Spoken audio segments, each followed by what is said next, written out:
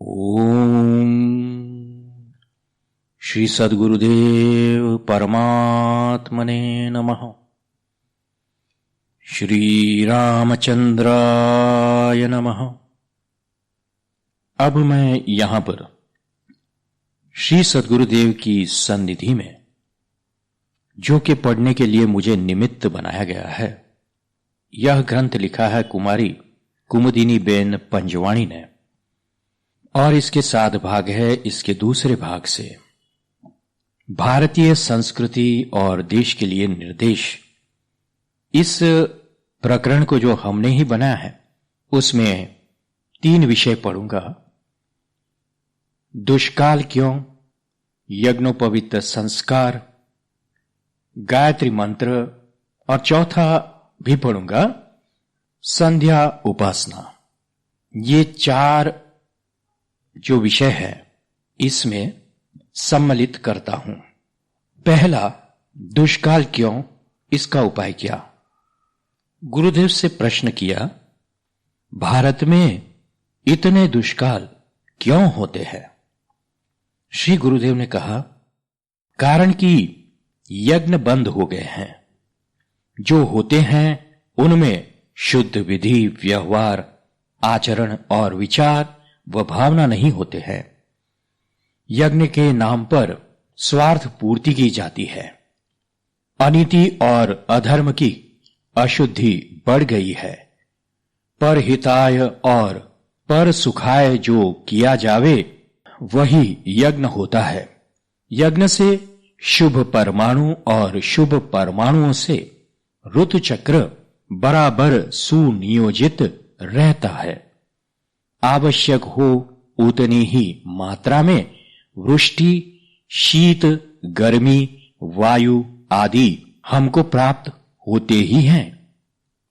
यह ध्रुव है कि मनुष्य को जो कुछ भी धन, बुद्धि, सत्ता, क्रियाशीलता इत्यादि में से जो भी विशेष मात्रा में प्राप्त है उसका त्याग करना चाहिए, क्योंकि परहित का बड़ा सत्कर्म ही यदि जिसके माध्यम से नहीं किया जावे तो वैसे धन, बुद्धि, सत्ता इत्यादि का प्राप्त होना सर्वथा निरर्थक ही है। यज्ञो दानम तपश्चैव पावनानि मनीषिणाम यज्ञायाचरतः कर्म समग्रम प्रविलीयते। कर्म ब्रह्मोद्भवम विद्धि ब्रह्माक्षर समुद्भवम तस्मात् सर्वगतम ब्रह्म नित्यम यज्ञो प्रतिष्ठितम। गीता अध्याय 4 श्लोक 15। अर्थात यज्ञ, दान और तप, ये 3 तो ज्ञानियों को भी पवित्र कर देते हैं। जो पुरुष यथार्थ माने परहिताय कर्म करता है उसका समग्र कर्म संचय का अत्यंत लय होता है। कारण कि कर्म ब्रह्मरूप वेद से उत्पन्न हुए हैं, इसलिए सर्वव्यापक पर ब्रह्म यज्ञार्थ कर्म में ही नित्य प्रतिष्ठित रहे हुए हैं। संपूर्ण प्राणी अन्न से उत्पन्न होते हैं। अन्न की उत्पत्ति वृष्टि से होती है, वृष्टि यज्ञ से होती है, और वह यज्ञ कर्मों से अर्थात सत्कर्मों से ही संपन्न होता है। शुभ कर्म जो होते हैं उन्हीं से ईश्वर प्रसन्न होते हैं। परंतु आज तो मनुष्यों को धर्म, ईश्वर, सत्कर्म के प्रति हृदय से अश्रद्धा हो गई है। प्रश्न हुआ कि अशुभ परमाणुओं को व दुष्काल जैसे सामूहिक संकटों को दूर करने का क्या उपाय है। हमारे वश में होवे ऐसा कोई उपाय है। श्री गुरुदेव ने कहा, ऐसा उपाय अवश्य है, और वह है भगवत प्रार्थना।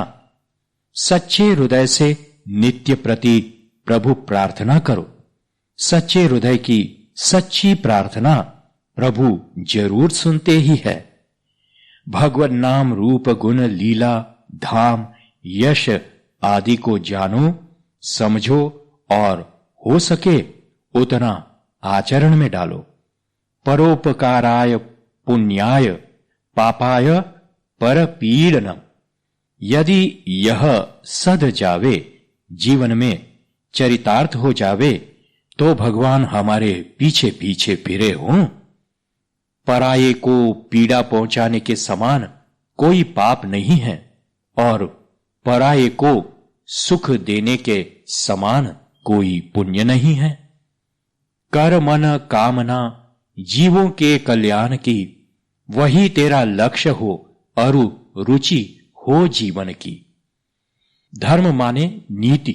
धर्मशास्त्रों में तथ्य अवश्य है, इनमें शंका नहीं करना, परंतु इनके उपदेशक वक्ता व उन्हें मानने वालों को समझना और जानना। धर्म को केवल कहने या सुनने से कुछ लाभ नहीं होगा। जब तक हम सब नीति को आचरण में ठोस नहीं करें, तब तक हम उन्नति के पात्र नहीं। यह ध्रुव है। उन्नति व अवनति सत्कर्म व दुष्कर्म का परिणाम है। हमारे शरीर में कितने प्रकार व कितने अवयव है और इन सबको कितने विभिन्न प्रकार के धर्म व कर्तव्य है। ये अवयव अपने अपने कार्य में बराबर लगे रहते हैं, तभी शरीर का पूरा कार्य सुसंपन्न हो पाता है। उसी प्रकार हमारा देश भी एक विराट शरीर है। हम सब उसके विभिन्न अवयव के समान है। तात्पर्य कि हमारी सामूहिक जिम्मेवारी है, हमारा सामूहिक मानव धर्म है। इसलिए एक एक व्यक्ति अथवा विशेष जनसमूह जब सामूहिक मानव धर्म का पालन करता है, तभी सबको सुख शांति मिलते हैं। यदि अधिकांश जनसमूह मानव धर्म का पालन नहीं करता है, तो सभी को दुख पीड़ा पहुंचते हैं। इसलिए जो कोई समझ पाता है, उसे चाहिए कि जो वस्तु और जो बात उत्तम जानी समझी है, उसी को अपने आचरण व जीवन में ठोस रूप में लाने के लिए सावधानी के साथ सतत प्रयत्न करे। प्रश्न हुआ, जापान में देखा है कि मंदिर में भगवान के सन्मुख रुपये चढ़ाने वाले ऐसे खुले में ही रख देते हैं और हजारों रुपये भी इस प्रकार खुले पड़े होंगे, फिर भी कोई उसकी तरफ दुर्भावना से देखेगा भी नहीं। और यहां तो मंदिर में दर्शन को जाते समय बाहर उतारे हुए जूते भी सलामत नहीं रहेंगे। गुरुदेव ने कहा, आप ठीक कहते हो, परंतु यह दोष जनता का नहीं, अपितु हमारे जैसे उपदेशकों का है। हमारे यहां कितने कितने उपदेशक हैं, फिर भी लोगों में नीति की समझ जागृत नहीं हो और नीति का आचरण नहीं हो, तो उसमें कारण यही हो सकता है कि उपदेशक केवल उपदेशक है, परोपदेश में कुशल और आचरण में शून्य। और ही सीख देही भली, हिय अपनो न साधे, नख सीख भरी अज्ञान बना, जग को ही पर बोधे। सदाचारी का उपदेश ही प्रभाव डालता है और परिणाम पाता है। जो कहा सुना जाता है उसे आचरण में डाले, वही महापुरुष होता है। मनस्येकम वचस्येकम कर्मण्येकम महात्मनाम। किसी भी धर्म या संप्रदाय के या सिद्धांत के मान्य ग्रंथ हो, वह केवल उपदेश विद्वत्ता व विवाद के लिए नहीं, अपितु आचरण में लाने के लिए है। तन मन वचन से एक रूप होवे, वही खरे। सत्यता होनी चाहिए, नहीं तो कुछ नहीं। आगे गुरुदेव यज्ञोपवीत संस्कार के बारे में समझाते हैं। गुरुदेव कहते हैं 16 संस्कारों में 10वां संस्कार यज्ञोपवीत का है। निष्काम समाज सेवा के व्रतबद्ध की प्रतिज्ञा इस संस्कार से की जाती है। यज्ञोपवीत को ब्रह्म सूत्र, यज्ञ सूत्र, जनेऊ, उपनयन भी कहते हैं। इस ब्रह्म सूत्र के 9 तंतुओं को 3-3 तंतुओं में गूंथ कर उसको त्रिसूत्री बनाई जाती है। एक एक सूत्र में क्रमशः रुज, यजु तथा साम वेद की स्थापना की जाती है। पश्चात तीनों की ग्रंथि लगाई जाती है। उसको ब्रह्मांड कहते हैं और वहीं पर अथर्व वेद की स्थापना की जाती है। वेद माने आर्य संस्कृति का मूर्तिमंत स्वरूप, मन, वाणी और व्यवहार की एक रूपता, जिसके जीवन में सहज स्वाभाविक रहती हो, वही आर्य है। और आर्य संस्कृति माने सत्व व सत्य से पूर्ण इस उज्जवल उन्नत जीवन शैली की प्रदाता। सत्य सर्वदा शाश्वत है, तो सत्यपूर्ण आर्य संस्कृति भी इसीलिए शाश्वत सनातन है। यज्ञोपवीत संस्कार को उपनयन भी कहते हैं। उपनयन माने समीप पहुंचाने का मार्ग।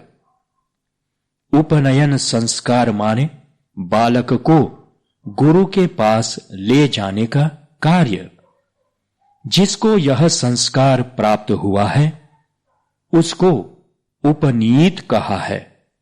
उपनीत माने पास लाया हुआ। किसके पास लाया हुआ है? उसका उत्तर है वेद भगवान के पास लाया हुआ है। यज्ञोपवीत वैदिक जीवन शैली का प्रतीक है। वेद भगवान के पास आने का तात्पर्य क्या है? तात्पर्य यही है कि वेद आज्ञा पालन करने के व्रत में बद्ध होना। वेदों में यज्ञार्थ कर्म उपासना की आज्ञा स्पष्ट रूप से कही गई है। यज्ञार्थ कर्म माने केवल अपने लिए नहीं, अपितु जन समूह के हित व सुख साध्य करा देने वाले कर्म। इसका अर्थ हुआ समाज सेवा की प्रतिज्ञा से व्रतबद्ध होकर निष्काम कर्मानुष्ठान का प्रारंभ किया जा रहा है। इसलिए यज्ञोपवीत संस्कार को व्रतबद्ध संस्कार भी कहा है। देखो, त्रिसूत्री जनेऊ तो तंतुओं से बनी हुई है। प्रत्येक तंतु पर एक एक अधिष्ठाता देव की स्थापना की जाती है।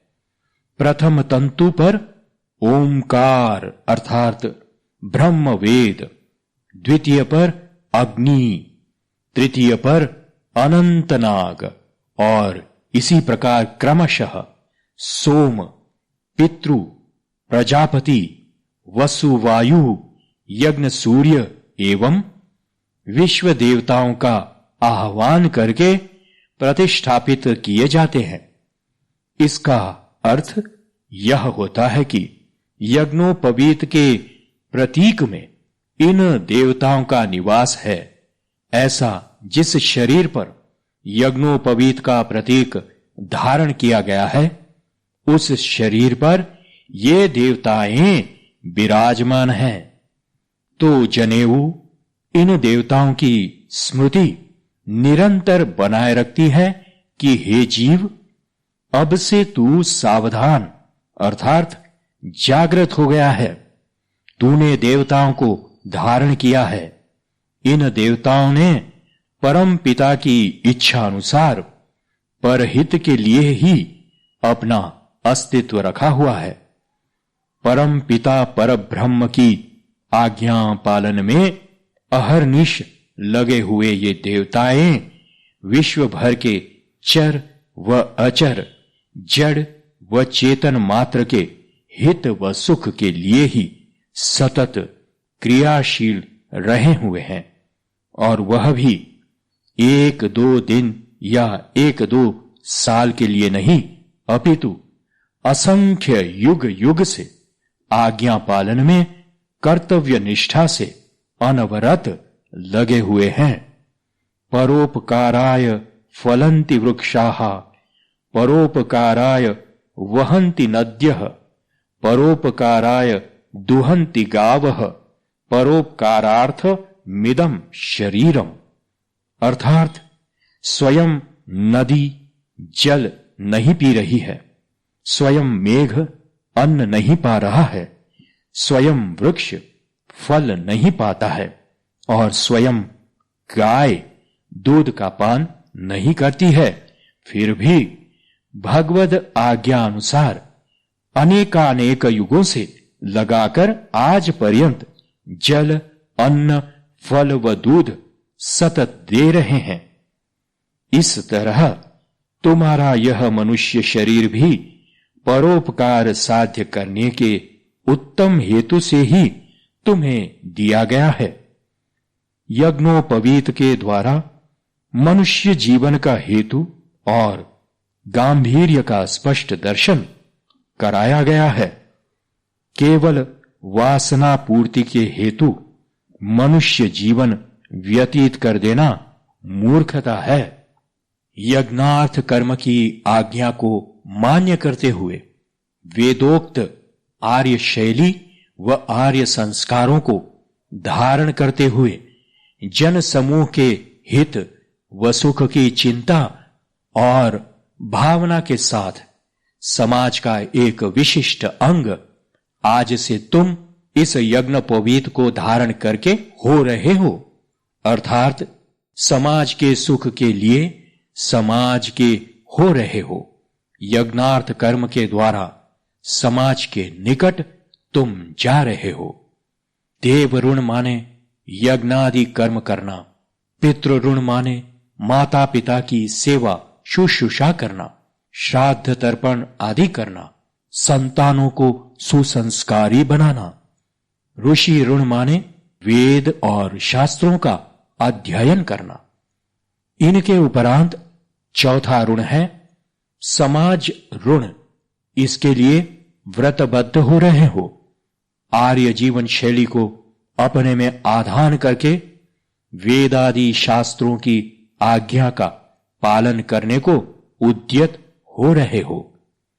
यज्ञोपवीत के स्वरूप में विराजते देवताओं को आज से तुम धारण किए हुए हो।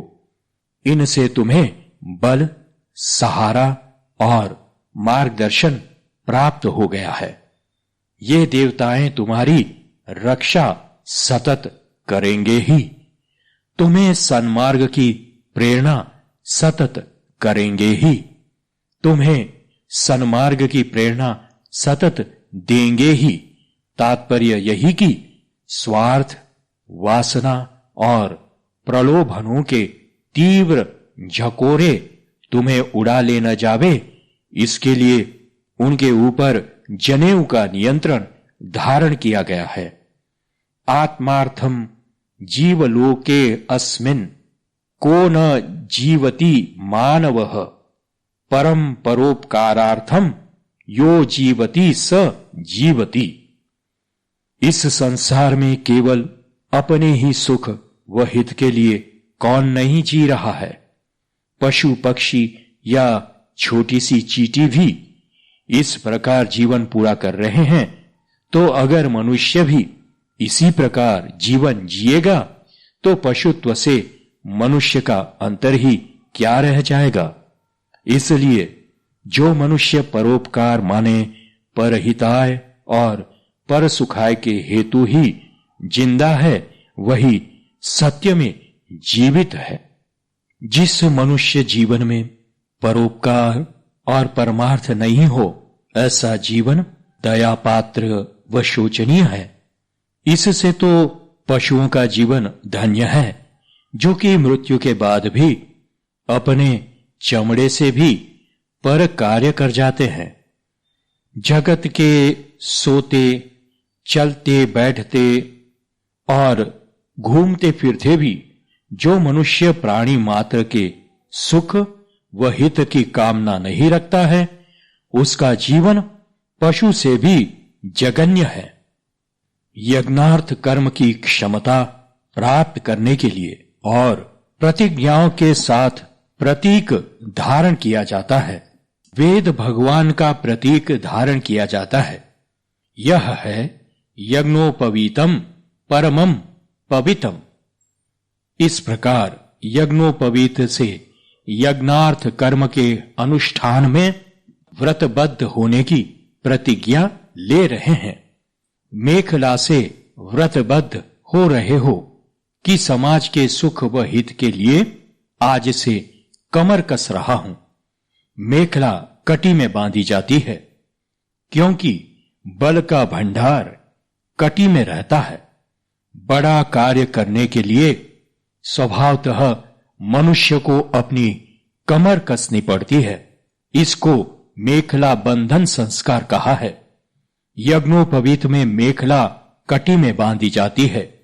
मेखला संस्कार मंत्र इस प्रकार है।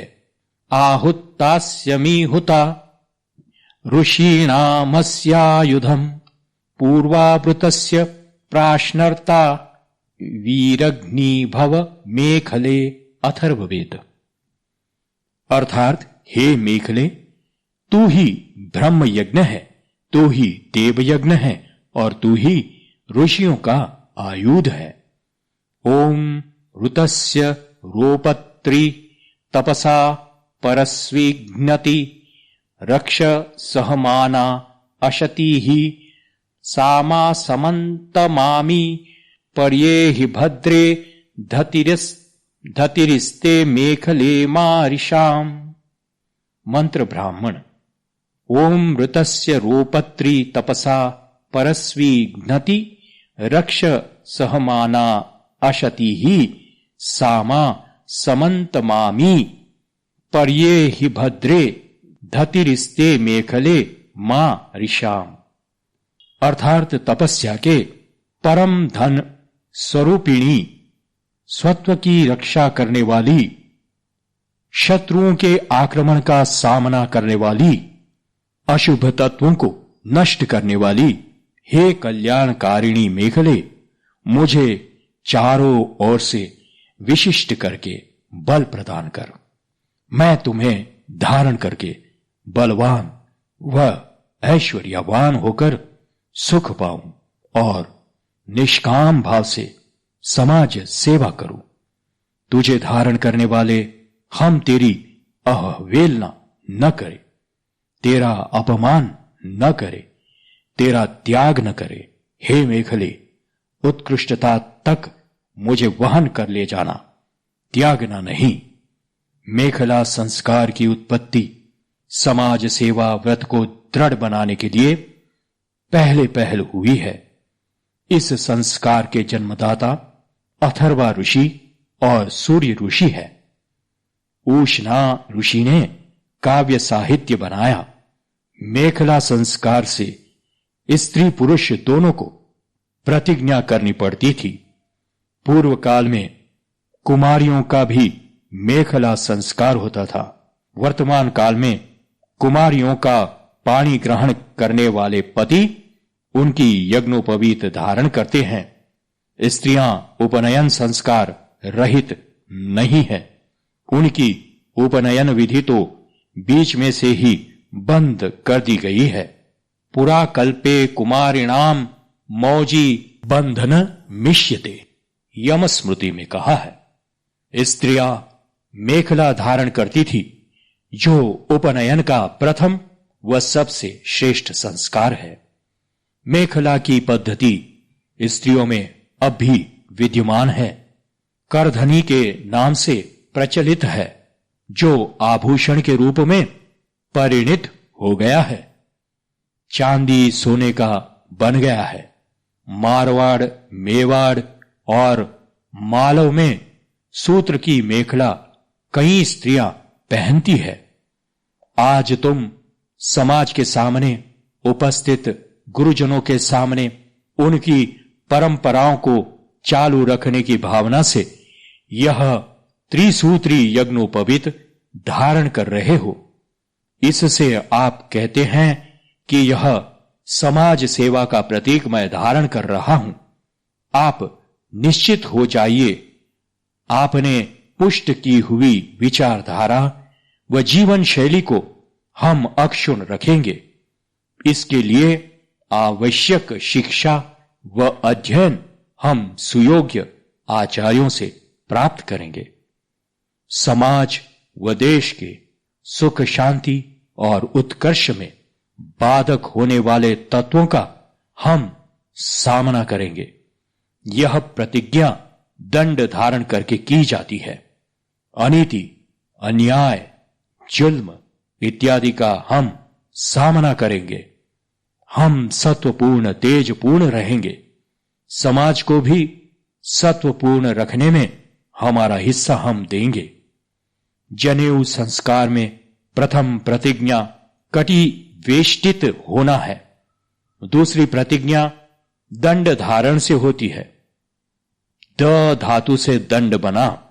दंड का अर्थ होता है दमन करना।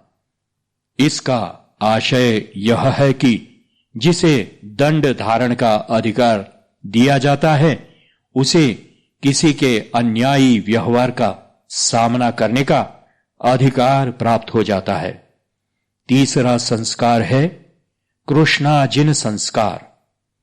कृष्णाजिन यानी मृग चर्म। जिस विधि से बृहस्पति ने इंद्र को वस्त्र पहनाया था जो अमृत देने वाला हुआ था, उस विधि से मैं तुमको यह वस्त्र अर्थात मृग चर्म दीर्घ आयु, बल व तेज के लिए पहनाता हूं। जो मृग चर्म सूर्य का चक्षु किरण अनाहत के वास स्थान आकाश के तुल्य है, धारक, बलशाली, तेजस्वी, यशोयुक्त, समृद्धि का कारण और धर्म का प्रसारक है। जो मृग चर्म पुरातन काल से धारण किया जाता है उसको मैं परमेश्वर का स्मरण करके अच्छी तरह धारण करूंगा। इस भावना का मंत्र कृष्णाजिन संस्कार में कहा जाता है। चौथा संस्कार है जनेऊ संस्कार। यह है उपरोक्त तीन संस्कारों के प्रयोजक के रक्षण की प्रतिज्ञा में बंधना।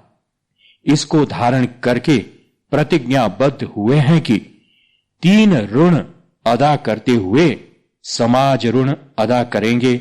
यज्ञार्थ कर्मानुष्ठान से देश को धन धान्य युक्त बनाएंगे। इस प्रकार यज्ञोपवीत संस्कार 4 भागों में संपन्न होता है और उसके द्वारा प्रतिज्ञाबद्ध हुआ जाता है। प्रश्न हुआ, यज्ञोपवीत संस्कार कब से प्रारंभ हुआ है? श्री गुरुदेव ने कहा, यह बतलाना कठिन है। न जाने कब से आर्य जगत के धर्माचरण में उपनयन संस्कार का समावेश हो चुका है, परंतु यह निश्चय है कि वर्ण विभाग से प्रथम व आर्य अनार्य विभाग से पश्चात उच्च कोटि के सिद्धांतों को सन्मुख रखकर इस संस्कार का प्रादुर्भाव हुआ है। संभव तो यही है कि इस संस्कार के जन्मदाता अथर्वा व सूर्य ऋषि है। यज्ञ न अथर्वा प्रथम यथस्तत्ते तत् सूर्यो वृत्तपवेन आजनी आज दुशना काव्यम सच यमस्य जात ममृतम यजामहे इत्यादि मंत्रों से ज्ञात होता है कि अथर्वा, सूर्य, उशना ऋषियों का आविर्भाव इस मंत्र के पूर्व हो चुका था। वह यम का शासन चल रहा था। प्रश्न हुआ, क्या इस संस्कार के बिना समाज सेवा नहीं कर सकते हैं? श्री गुरुदेव ने कहा, कर सकते हैं और करते भी हैं, परंतु बंधन अर्थात प्रतिज्ञा से बद्ध होकर नहीं करते हैं। प्रश्न हुआ, तो ये लोग भी बिना संस्कार के अर्थात बिना प्रतिज्ञा के नहीं करते हैं, कारण कि किसी स्थान व विचारधारा में सेवा करने का बंधन अवश्य ही होता है और उसका कुछ चिन्ह, कुछ सिद्धांत भी धारण करना पड़ता है। प्रश्न हुआ, अब इस संस्कार की क्या आवश्यकता है? इसे अब तो निकाल देना चाहिए। श्री गुरुदेव ने कहा, इसकी आवश्यकता तो सदा रही है और सदा रहेगी। समाज सेवा की प्रतिज्ञा व भावना तो होनी ही चाहिए। इसका निकालना भूल होगी, परंतु इसका संशोधन देश काल अनुसार अवश्य करना चाहिए। यह एक शपथ ग्रहण जैसी ही विधि है। शपथ लेने की प्रथा सब देशों में है। इसी प्रथा को आर्य संस्कृति में बाल्यकाल में ही संपन्न की जाती है और बालक में सेवा का संस्कार डाला जाता है। आज का मनुष्य अपने को बहुत बुद्धिमान समझने लगा है, क्योंकि वह ऐसा समझने लगा है कि मैंने तो विश्व के कितने देश और कितने विभिन्न भाषी लोगों को देख लिया है और भी न जाने क्या क्या देखा, सुना या पढ़ा जाना है। तो तात्पर्य यही कि बुद्धिमत्ता का मापदंड यही है, ऐसा समझने लगा है। लेकिन अपनी सबसे बड़ी मूर्खता को वह समझ नहीं सकता है। शोचनीय बात भी यही है कि आज का मानव कृतघ्न होता जाता रहा है। अपने पितृगण, माता पिता, ऋषि महर्षि, देव देवी और महापुरुष इत्यादि जिन्होंने मानव जीवन प्रसन्न, सुखी और दिव्य रहे, ऐसी सर्वोत्कृष्ट संस्कृति का निर्माण, पालन व संवर्धन किया है, उन्हीं के प्रति कृतज्ञता व्यक्त करने में भी उसे अशिष्टता मालूम पड़ती है। मैं तो इतना ही कहूंगा कि भाई, पंडित, गुणी, शास्त्री, धनी, योगी आदि आदि चाहे न भी बनो, लेकिन तुम कम से कम कृतज्ञ तो बने रहो। विशेषता प्राप्त न कर पाओगे तो भी कुछ हानि नहीं होगी यदि तुम कृतज्ञ न होंगे तो। प्रश्न हुआ, शपथ के लिए इतनी विधि की क्या आवश्यकता है? श्री गुरुदेव ने कहा, विधि तो सबको करनी पड़ती है। सर्व देशों में, सर्व जगह पर शपथ लेते समय किसी देव, धर्म या ईमान आदि को साक्षी में रखते ही है। फिर हम आर्यों का तो परापूर्व से ऐसा अनुभवपूर्ण विश्वास रहा है कि आह्वान आदि मंत्रों से विधि करने पर देव आते हैं और बल देते हैं, कृपा करते हैं और हमारे सत्कर्मों के साक्षी होते हैं। देखो, मानव जीवन में भाव, भावबंधन और भावोत्सर्ग की ही विशिष्टता है। अगर भाव ही न रहा तो मानव को स्वयं का जीवन भी एक पत्थर जैसा ही लगेगा। तब फिर वह या तो आत्महत्या करेगा या तो फिर सामने वाले की हत्या करने पर उतारू हो जाएगा। कुछ काल पश्चात ऐसी घटनाएं इतनी ज्यादा होगी कि फिर तो इसकी नूतनता महसूस नहीं होगी। अखबार में रोज ऐसी घटनाएं छपती रहेगी। भाव शून्य मानव जीवन उन्नत हो ही नहीं सकता। भाव को लेकर ही संसार में वात्सल्य, कर्तव्य पालन, श्रद्धा, निष्ठा आदि है और इन्हीं को लेकर ही संसार में रस, आह्लाद और तुष्टि पुष्टि है। जब भाव ही का ह्रास होने लगता है तब हत्या, अनीति आदि अधर्म आचरण की अमानवीयता जनसमूह को पीड़ित, उद्विग्न और त्रासित कर देगी और सर्वत्र त्राही त्राही का चित्कार उठेगा। निष्कर्ष यही कि यज्ञोपवीत माने जीवन का उत्कृष्ट आदर्श निश्चित करना।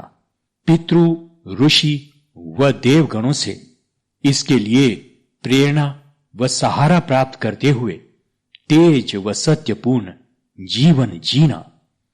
मनुष्य जन्म को सही सही मनुष्य जीवन जीकर सार्थक करना।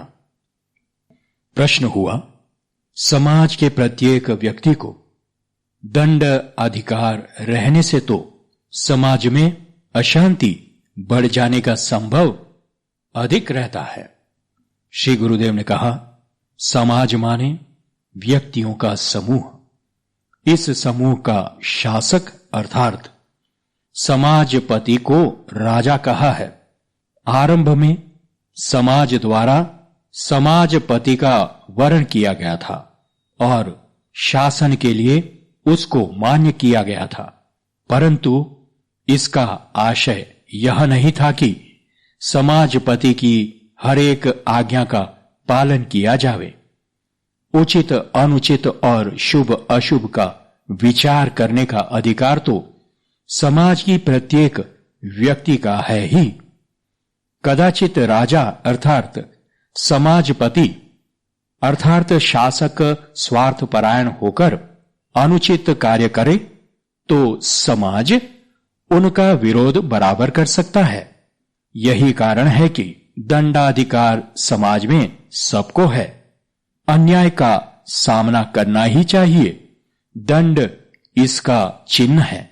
दंड धारण के मंत्र का भाव यही है कि तू प्रजा का रक्षक है, तेरा अनुगमन करने से मंगल होता है। इस तरह गुरुदेव ने यज्ञोपवीत को बड़े विस्तार से समझाया। तो जब मैं यहां और दो विषय को लेने वाला था तो मैंने नहीं लिया है, क्योंकि यह ही विषय बहुत ही गंभीर था। इसलिए गंभीरता पूर्वक इसका पुनः अध्ययन करें तो अच्छा होगा। और आगे के वीडियो में गायत्री मंत्र और संध्या उपासना लूंगा। मैं माफ करना, यहां पर 4 के बदले मैंने केवल 2 ही विषय लिए। हरि ओम तत्सत, हरि ओम तत्सत, हरि ओम तत्सत। ओम शांति शांति शांति।